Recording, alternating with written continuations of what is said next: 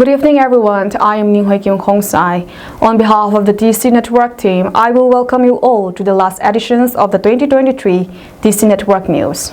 Amplifying our voice through this English news channel has been one of the biggest milestones in our journey. We had a great experience and thank you all for the enthusiasm.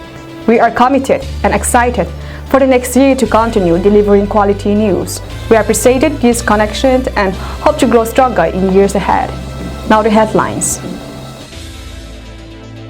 First firing took place at Kadangban and Moreh town.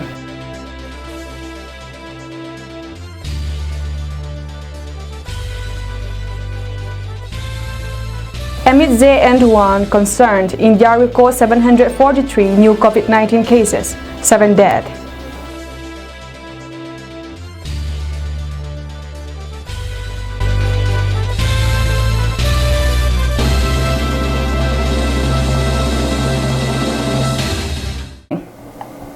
It was reported that around 4 a.m. this morning, the Kukizo village volunteers, while guarding their village, were ambushed by the Imphal-based armed militant groups at Kadangban in Imphal West district, resulting in the death of one cadet from Imphal-based armed militant group.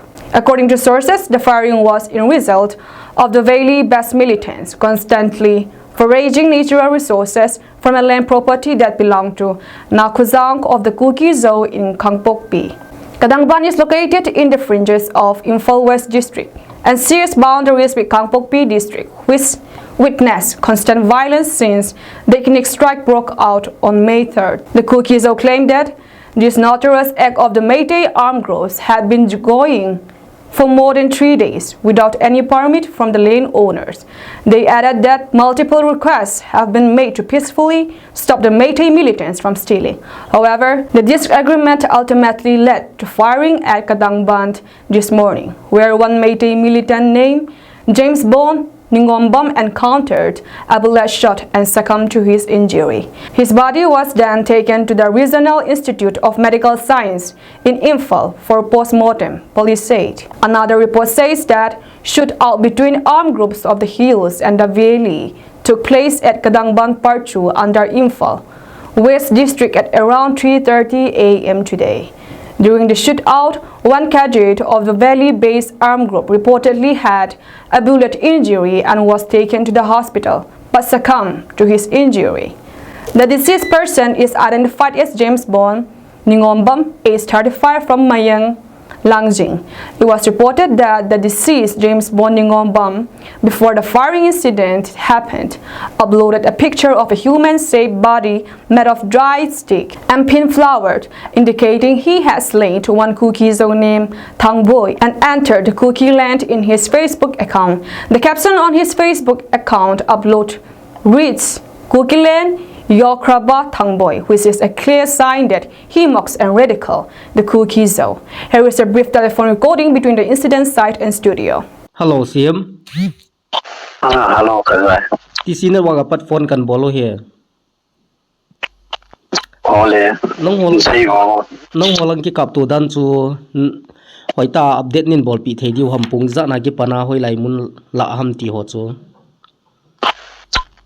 Tu jing ka tum mi songa vela hi na holang kang chu planga na holang sing da dam le na holang ki ka gamang ichlai ga ma hi mi thewan thing a kitchen jiwa e mi ku kyo ga ma thing a kitchen wa thing a ki ku jiu ti de dan en thing a ki la ji de wa chu za li a chu thing ana chen wa ya chu tu nya jing ka tum mi som li som nga pu li chi ka la chu ka chi na wa hi ama ho zo hi tu ni len ching a chen ki tiu ja za na hi chi ka mang la nga hi hung gi to wa embos na to hi ni chu embos a chu ka ki su to wa ka chi na wa amo embos na to wa ai kyo scott pa a kap ma sa ne Aku tia hi le embos to wa chu EPT mi embos to wa EPT nang hon na kap ma sa thei hom ti la ang chu hoita nan hil chen jap thei diam.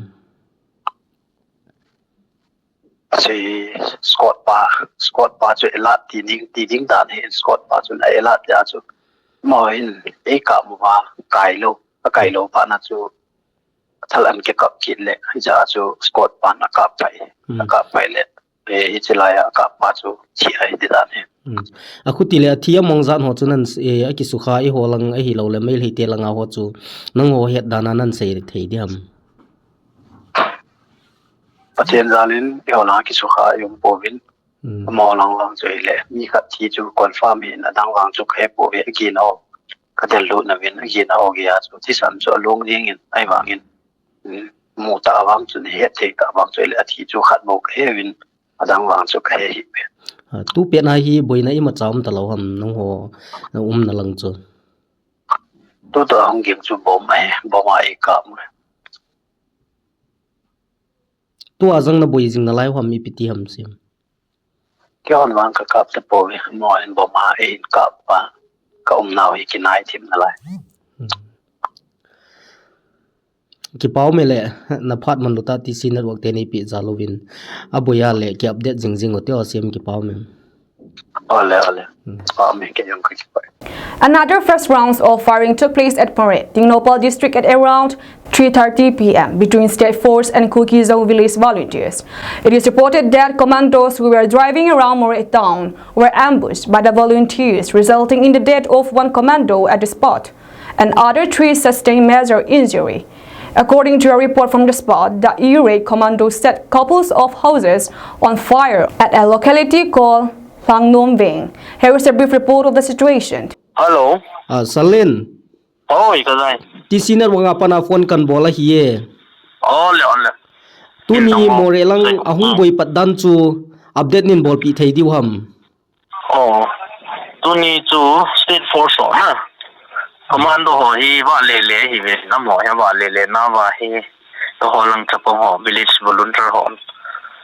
Ke so song pi bona chu ambush bol wa na ha chu attack a ball oh him chi attack a ball na wa chu apet parent casualty commando langa heavy casualty thumo min chewin mi khatcho apet parent spora athin to hin firing jing na lajin ahi akhuti le Moreh town songa public ho chu tu change a hi IPT muhinam ti jangnin sei pi thei di ham tu le tu hin Moreh mi pt ho hi ama ai mun chi a au movin akim khat hi firing na mun be se la ho hi nyau khat public self evacuation au min class grouping khat abor lo hin tauna amangu vin iti jan mi pi hi atam lo hi ain munna uma tauna mana hi tai mi pi hi jing hi tauna to thoa commando mail hei commando ho chu wa thang le wa firing amo abor bol jing ham piti ham laila ang chu tham khat nin hil chin pi thei diu ham tu hin amo hi gari som tabang chu army ho ke ma azam lu rin na ki chat jiu chung na adang si hin iti chun thal hi blame far tabang in amo ka ji mo bin toy na hin la ai ho long volunteer ho chun iti chun strategy si mo bin amo hi na sata au na mun zo si wa attack bolding ti ang chu to hi strategy azaw hi na commando wang chu it is an ava be se problem mo na area bazar kul kala khara chun na ava avina hin la tu hin update ha khat so hin le thaunom beng ki ti Moreh forest ke sa langa hun na thaunom beng mun a chun beng ning lang khara chun ai nei te to lo hi chi beng mo ku aveng mi mo to lo hi jin chlai mun a chun commando in khalani chu mai halovi ti chu tu le tu update kan chun kaza vina hin la ji in hal na mun chu volunteer ho in tu hin capture ball dik na ti hi to na sa ta bo ne o hin ki cha na de be se ompon tauna panai panwa tauna mungkina nam mi ti ho sin no Moreh ku pi le volunteer ha dinga tauna mananin mantin kop ni wang chu Moreh mi pi le tenopol ka hela kain tin ki hi India recorded 743 fresh COVID-19 cases, a slight dip from yesterday's 797 new infections of the virus, while 7 deaths were reported in the past 24 hours, the Union Health Ministry said on Saturday. According to ministry data, 3 deaths were reported in Kerala, 2 in Karnataka, and 1 each in Tamil Nadu and Chhattisgarh. The active COVID-19 Delhi also saw a drop with 3,997 cases reported so far from 4,091 the previous day. The data updated at 8 a.m. stated. The total number of cases stood at 4.50 crore, 4 crore 50 lakh 12,484. The death toll rose to 5 lakh 33,358 with 7 fatalities reported. The case fatality rate was back at 1.18%, the Health Ministry said. In the past 24 hours, 830 people recuperated from COVID-19, taking the total number of recovered cases to 4.44 crore. 4 crore 44 lakh 75,076. The national recovery rate was recorded at 98.81%, the ministry said. On Friday, India reported 797 COVID-19 cases, the highest since May 19, when the count was 865. 5 deaths were reported. The country on Thursday logged 702 fresh cases of the infections and 6 fatalities, the ministry said. The resurgence of cases is being closely monitored, particularly due to concerns surrounding the coronavirus JN.1 variant, which is classified as a variant of interest by the World Health Organization (WHO). The JN.1 is a sublineage of the Omicron variant and has been identified as the most prevalent strain in the US, accounting for over 44% of cases there. In India, 178 cases of JN.1 subvariant have been reported from 9 states as of Friday, with Goa reporting the highest count at 47, followed by 41 in Kerala. The other states where JN.1 cases have been detected are 36 in Gujarat, 34 in Karnataka, 9 in Maharashtra, 4 each in Rajasthan and Tamil Nadu, 2 from Telangana and 1 from Delhi. Experts warn that while JN.1 is highly transmissible, it primarily causes mild symptoms similar to common cold, affecting the upper respiratory tract, and that the overall risk is low. They have also asked people not to panic and stress that viral respiratory illnesses usually see a spike during the winter months.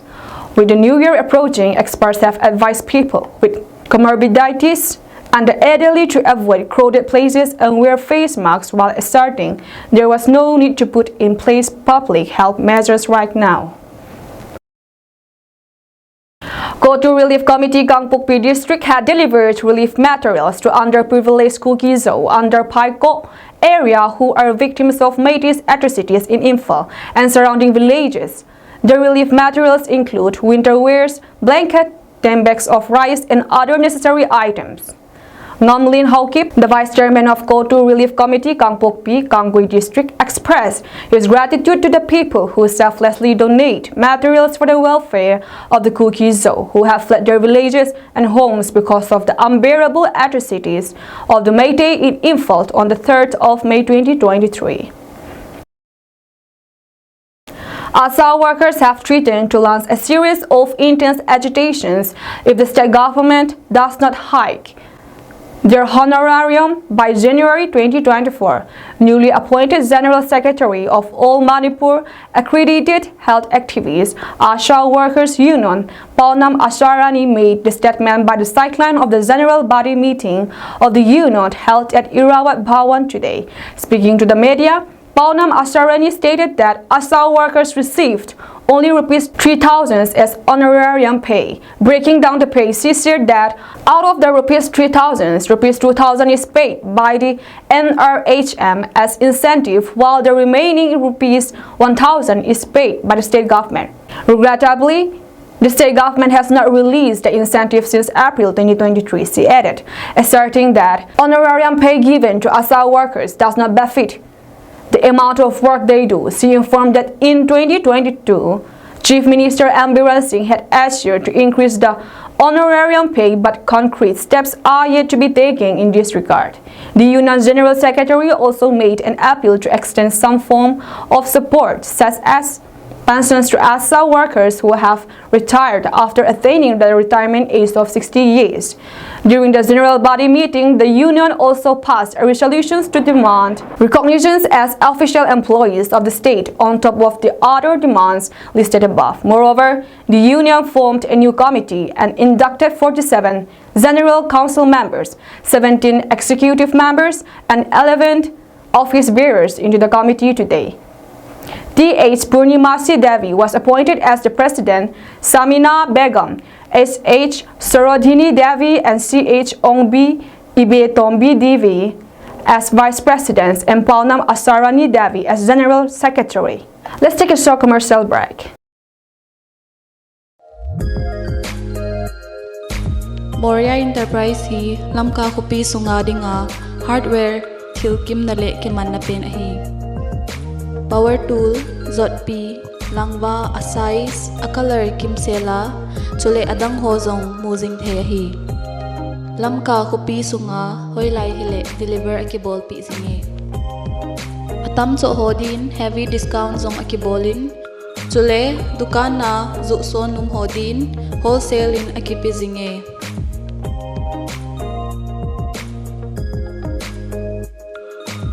brand hoi tata RT Suraksha Kamdhenu Zindal Galaxy chule adang dang zong aumin ahi Moreh Enterprise amunhi El Simulgate Comchet ahin chule abran si tuibung filling station maited in akihonge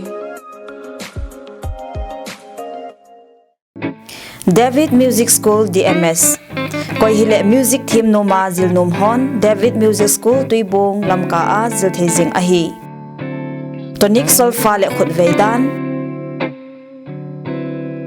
staff notation hawina la lam kaidan lasim dan le adang dang zong azawe course ahi le beginner 3 months intermediate 3 months advanced 3 months music team adingin kiwana ahlinge thuchin headband num nei hon contact number 8119957867 ahi lole 7629947306.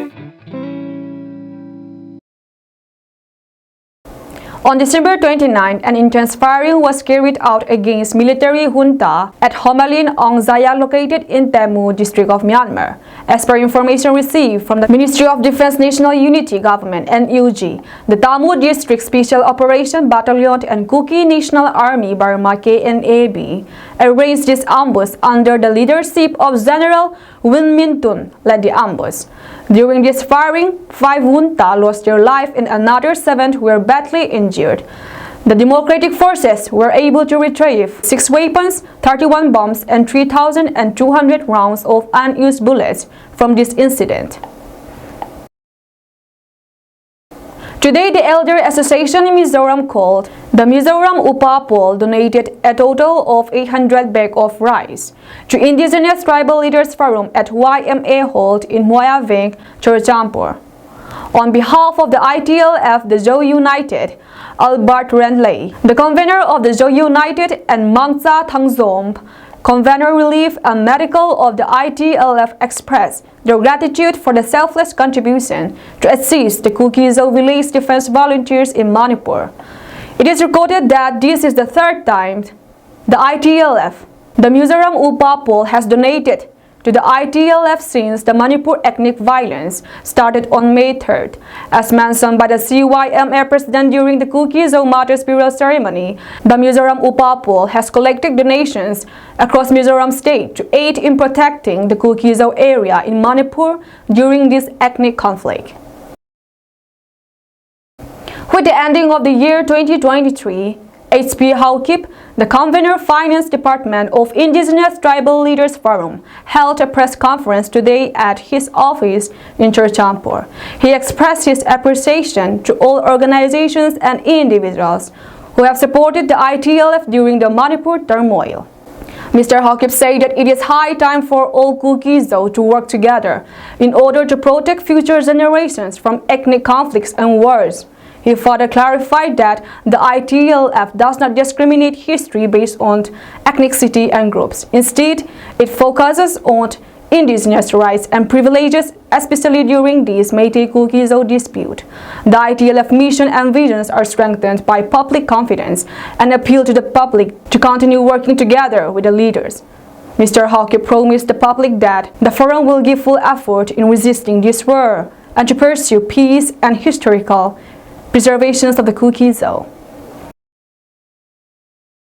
The Manipur Pradesh Congress Committee MPCC has questioned the BJP government's adamant refusal to take up action against the 10 Kuki MLAs.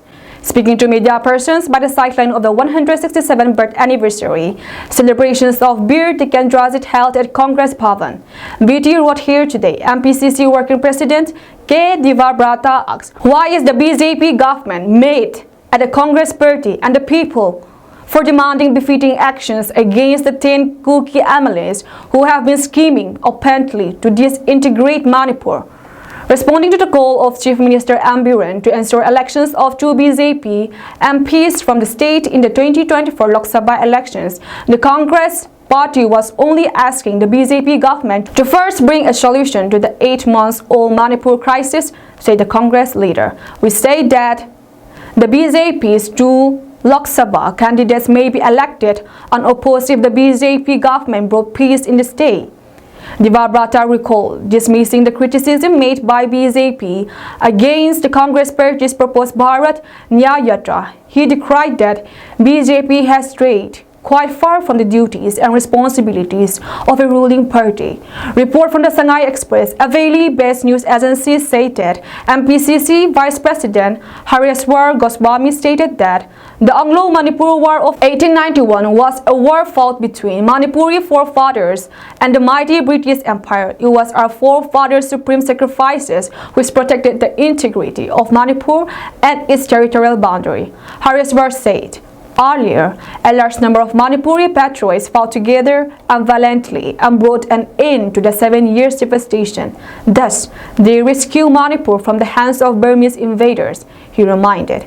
He then called upon all the people to understand the gravity of the current crisis and work collectively to save Manipur.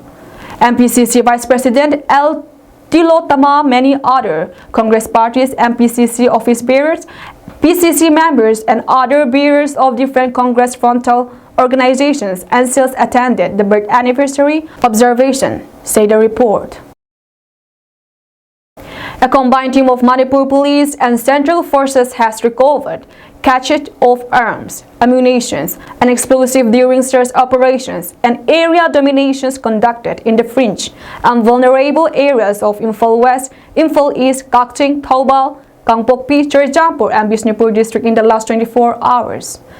According to a report of the Morning Belt, an Imphal-based news agency states, during the search operation, the combined team recovered one 38mm MSL, 4 single-barrel guns, 4 improvised mortar, 1 ammunition box containing 24 rubber bullets, 1 36 hand grenade, 2 improvised mortar bomb, 2 radio sets, 6 smoke gates, cells, and 2 9mm pistols with magazine from Churachandpur district.